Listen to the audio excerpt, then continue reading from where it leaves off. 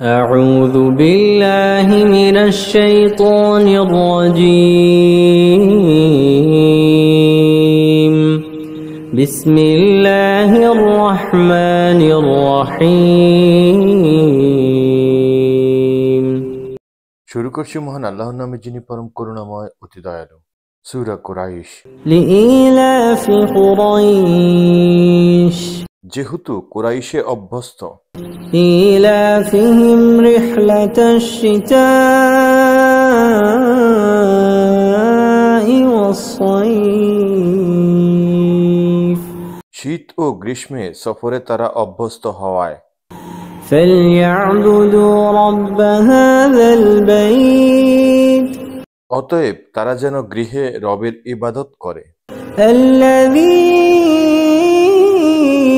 أطعمهم من جوع